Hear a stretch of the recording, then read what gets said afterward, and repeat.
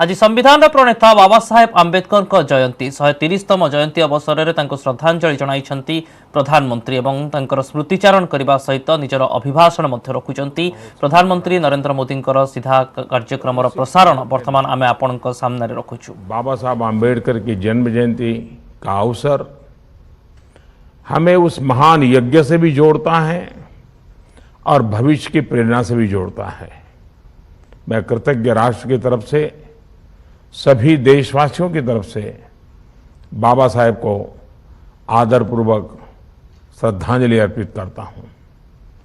साथियों, आजादी की लड़ाई में हमारे लाखों करोड़ों स्वाधीनता सेनानियों ने समरस समावेशी भारत का सपना देखा था। उन सपनों को पूरा करने की शुरुआत बाबा साहब ने देश को संविधान को देकर के की थी। आज उसी संविधान पर चलकर भारत एक नया भविष्य गढ़ रहा है, सफलता के नए आयाम हासिल कर रहा है।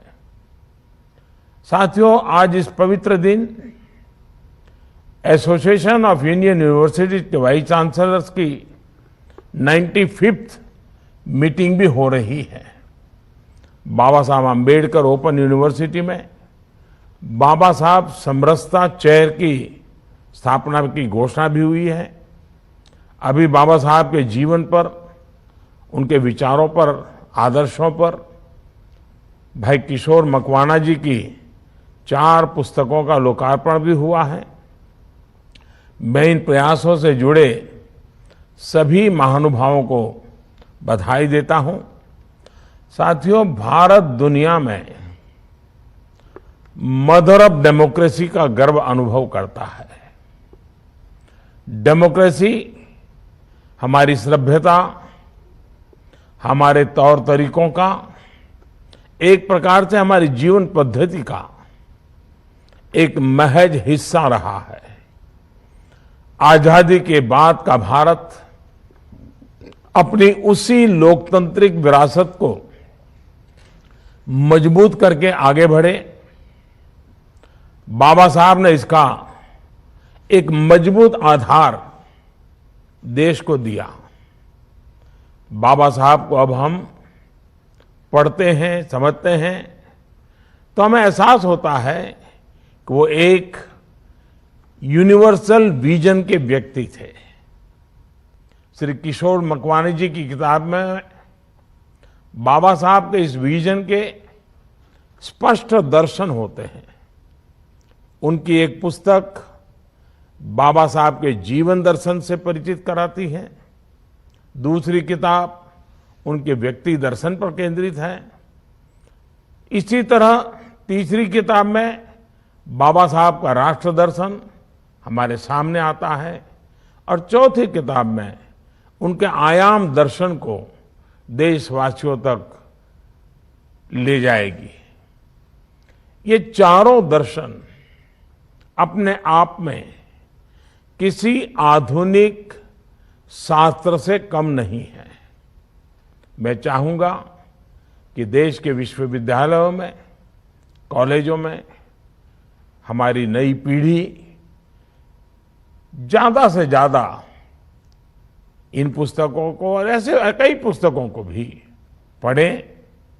समरस समाज की बात हो, दलित वंचित समाज के अधिकारों की चिंता हो, महिलाओं के उत्थान और योगदान का प्रश्न हो, शिक्षा और विशेषकर उच्च शिक्षा पर बाबा साहब का विजन हो, इन सभी आयामों से देश के युवाओं को बाबा साहब को जानने समझने का अवसर मिलेगा। साथियों, डॉक्टर आंबेडकर कहते थे, मेरे 3 उपास्य देवता है, ज्ञान, स्वाभिमान और शील, यानी नॉलेज, सेल्फ रिस्पेक्ट और पोलाइटनेस। जब नॉलेज आती है तभी सेल्फ रिस्पेक्ट भी बढ़ती है। सेल्फ रिस्पेक्ट से व्यक्ति अपने अधिकार, अपने राइट्स के लिए अवेयर होता है और इक्वल राइट से ही समाज में समरसता आती है और देश प्रगति करता है। हम सभी बाबा साहब के जीवन संघर्ष से परिचित हैं। इतने संघर्षों के बाद भी बाबा साहब जिस ऊंचाई पर पहुंचे वो हम सभी के लिए बहुत बड़ी प्रेरणा है। बाबा साहब आम्बेडकर हमें जो मार्ग दिखा कर गए हैं उस पर देश निरंतर चले, इसकी जिम्मेदारी हमारी शिक्षा व्यवस्था पर, हमारे विश्वविद्यालयों पर हमेशा रही है। और जब प्रश्न एक राष्ट्र के रूप में साझा लक्ष्यों का हो, साझा प्रयासों का हो, तो सामूहिक प्रयास ही सिद्धि का माध्यम बनते हैं।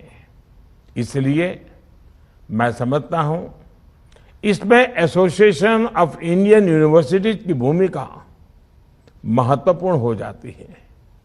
एआईयू के पास तो डॉक्टर सर्वपल्ली राधाकृष्णन जी, डॉक्टर श्यामा प्रसाद मुखर्जी, श्रीमती हंसा मेहता जी, डॉक्टर जाकिर हुसैन जी जैसे विद्वानों की भी एक बहुत बड़ी लंबी विरासत है। डॉक्टर राधाकृष्णन जी कहते थे, the end product of education should be a free creative man who can battle against historical circumstances and adversities of nature. तात्पर्य ये कि शिक्षा को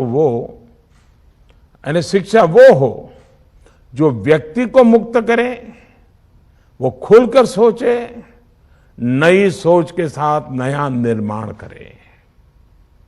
उनका मानना था कि हमें अपना एजुकेशन मैनेजमेंट पूरे वर्ल्ड को एक यूनिट मानकर विकसित करना चाहिए, लेकिन साथ ही वह एजुकेशन के इंडियन कैरेक्टर पर, भारतीय चरित्र पर भी उतना ही बल देते थे। आज के ग्लोबल सिनेरियो में ये बात और भी महत्वपूर्ण हो जाती है।